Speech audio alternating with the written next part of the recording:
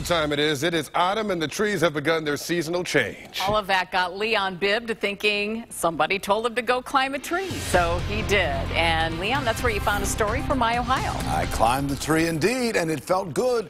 Reminded me of my boyhood days. Something else was good, enjoying its shade. Today, one of Cleveland's iconic trees. The video editor who helped me with this story, Eric Frisbee, calls it one of his favorite places in Cleveland. Mine too. We greater Clevelanders, or those who live near our borders, are a people linked by a common community bloodline. We're also linked by a common water line, which runs up against us. The water makes us. So too does the land, rich in trees. It was a 19th century traveling French writer who ventured here and was so impressed with our trees, he said we were a forest city. Cleveland's nickname stuck.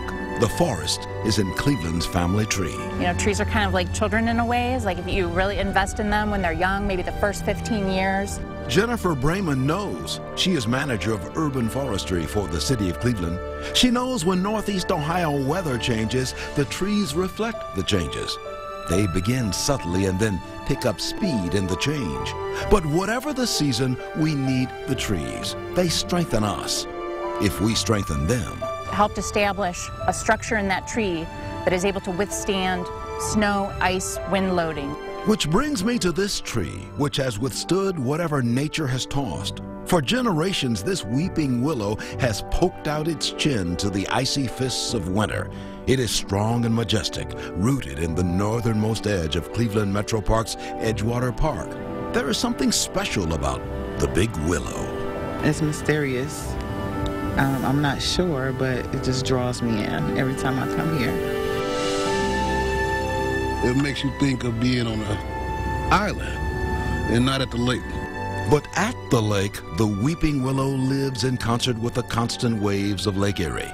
At its feet, a huge rock hefted in by human hand and heavy machinery. Rocks shield against the sometimes heavy hand of storms, but storms often make for deeper roots. It's a beautiful tree. I always wanted one of these willows in my own home whenever I got one. When we first came up, there were a couple people sitting up under the tree, and I was like, I wonder if they think about that tree like I think about that tree. For whatever reason, the willow prompts thought. I wonder how it has survived decades of icy storms of winter wrestling through the branches of the weeping willow. So it is both beautiful and strong, enough to make it perhaps a Cleveland icon, drawing visitors. What's the tree saying to you? What do you hear the tree saying to you? You're safe. You're safe and you can relax and just enjoy life. Wisdom from a tree? Maybe. Didn't someone once speak of a tree of life? I think so. There is something special about a tree.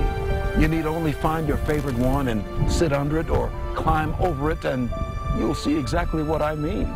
For me, it is the willow. Up against the willow and up against the waves of Lake Erie, I find a serenity here. This is Leon Bibb, suggesting next time you walk a wooded way, take it all in. Every tree began as a single seed which fell in fertile soil.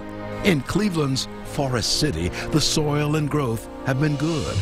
All this is a branch of Cleveland's family tree.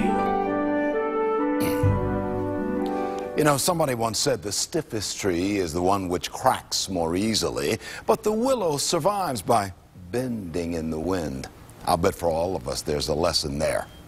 Enjoy your weekend.